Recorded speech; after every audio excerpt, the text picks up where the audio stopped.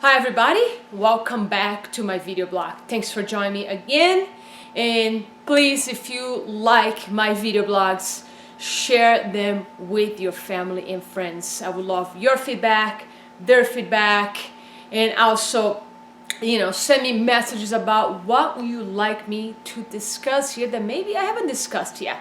So what inspires me to create a lot of these video blogs, it's the challenges or roadblocks that I constantly watch my clients having, especially when it comes to integrating new habits. So let's face it, we all have areas in our life that we want to let some bad habits go and integrate new habits. And we also know that this is all very simple, but it doesn't mean it's easy. When it comes to change your routine to integrate a new habit, it's actually quite a challenge because, believe it or not, some people might say, I go with the flow, I like to do whatever I want. We are set, in many ways, to live in a routine or a structured type of schedule. So if we have to change something, it kind of creates a little disturbance in our flow sometimes. But it's necessary, especially when it comes to take steps towards creating more well-being, more happiness, success. So here today I'm sharing with you what habits takes for us to have a successful day and a successful life. This information is based on what a lot of successful achievers do every day in order to have a balanced life and to achieve success. And a lot of these things are also things that I integrate into my daily life. So I know it works, but also you need to define what works for you and what habits you need in order to show up at your best every single day. And when I say show up at your best, I mean show up with high levels of energy and sustain that high level of energy. So I want to talk, even though I didn't put it, but I want to talk a little bit about the energy to take us to make decisions, for example. And I'm going to touch back why I'm mentioning this. So here are my strategies of a successful day. And this is specifically about incorporating new habits that can be a challenge. So I'm going to give you some tips here, how you can incorporate new habits, and it's not going to feel such a willpower, because willpower is not sustainable, or it's not going to feel such an effort that you're going to just give it up. You need to have some joy in the process. And the way to have some joy in the process is to eliminate that part of integrating a new habit and take energy. If you incorporate a new habit and it takes too much energy for you to do that, it's much easier to drop that new habit than keep it. And you keep that new habit for, some people say 21 days, some people say 30 days, some people say 2 months. I would say average 30 days. You do something consistent for 30 days and then it becomes part of your day.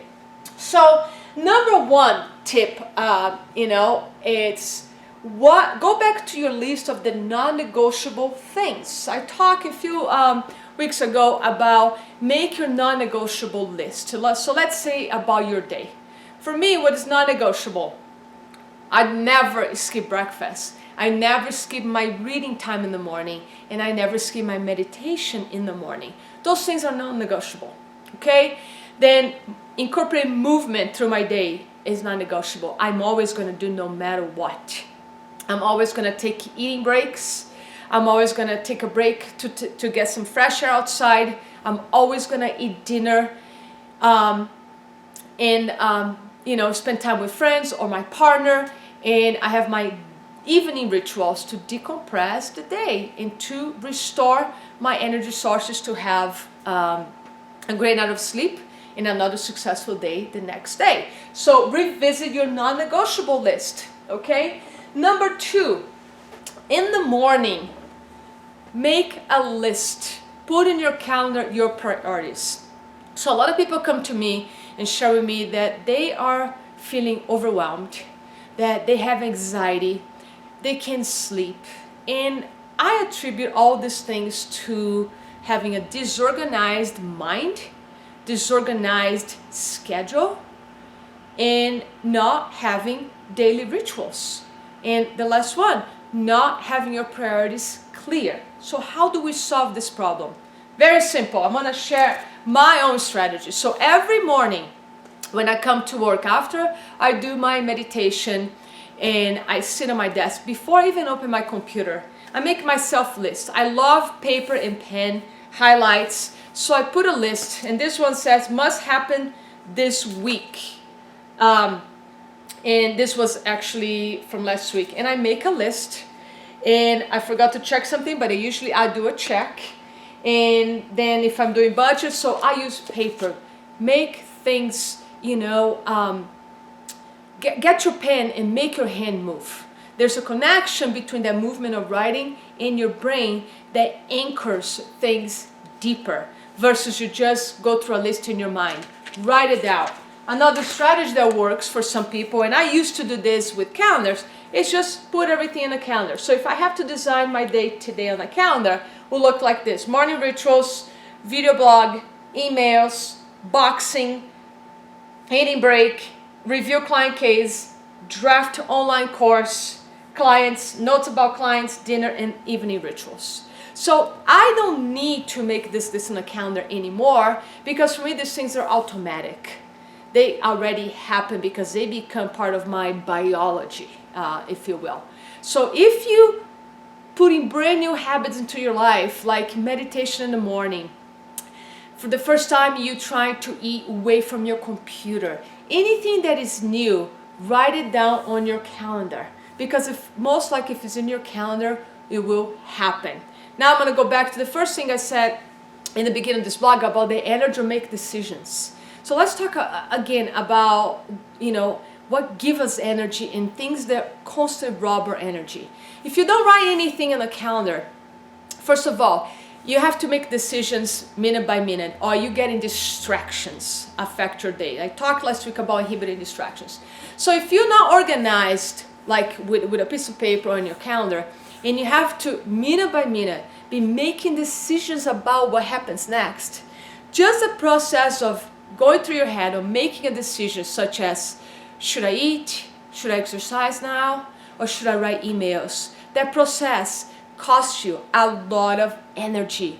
And again, energy is all about keep generating or transforming something that takes your energy away into something that's going to give you energy. If you have in your calendar, you just look, okay, what next? Oh, I'm going to take an eating break and I'm going to do a little bit of stretching. And next, I'm going to catch up my emails. So whatever order you make your calendar, follow it. Don't check your emails all day long. Don't check your Facebook 10 times a day. Make time for that. You love Facebook? Yes, I do too. Check for 5-10 minutes in the morning, and then maybe 5-10 minutes during the day. If somebody really needs you, they're going to call you, they're going to text you, they're going to find other ways to reach you directly. So organize yourself. I can't emphasize enough how the actual just writing down your tasks and what time you're doing those things, just put the time also, eliminates anxiety, eliminates having an overwhelmed mind, eliminates mental stress.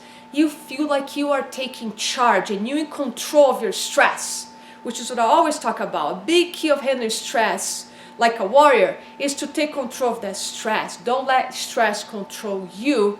And then at the end of the day, you're just feeling depleted, tired, you have no energy to go exercise, no energy to go enjoy the sunshine outside, no energy to spend with people who you love. And all these things cost your health and your happiness. Third tip of have a successful day, have evening rituals. And the reason I put this here is because I still have clients coming to me and say, I'm so tired in the morning, I'm so depleted, I need more sleep. I just can't get myself to bed early enough. It's like, well, you need to incorporate some rituals in the evening to help you to slow down the brain, the mind. Take a hot bath every day. That's one of my strategies. Light a candle, hot bath, no music, no TV, nobody, just me in the hot water. That really relaxes my body and puts me in that state of, being ready to sleep. Then I read a book about spiritual growth or self development. In 2-3 pages, I am out. Lights are out in my room about 9 o'clock. And I know that doesn't work for a lot of people, but you need to define what time you're going to bed and what time you're going to turn those lights off. Sleeping time, going to bed in a time that can give you 8 hours of sleep takes discipline. So if you're feeling great, having the energy to work on your dreams, on your vision during the day, if that's priority, you must take charge of the time you're going to bed. It's a must. So those are my 3 tips. Review your non-negotiable list, write it down, your goals, your priorities for the day in your calendar, and have evening rituals and get 8 hours of sleep. Those are my tips for the day. Again, if you love my blog, send to your friends, especially if you have anybody right now that you know it's super stressed, it's overwhelmed with so many things to do. Send this video blog to them. Maybe they can start organizing that day. And remember, I heard this one time and I share with everybody, you will never get everything done in a day. We're gonna die not having everything done in our life. So you need to accept that as a fact. So prioritize what needs to be done that's gonna move you forward, that's gonna move you closer to your dreams, to your vision and goals. Thank you so much. Have an amazing week. I see you next week.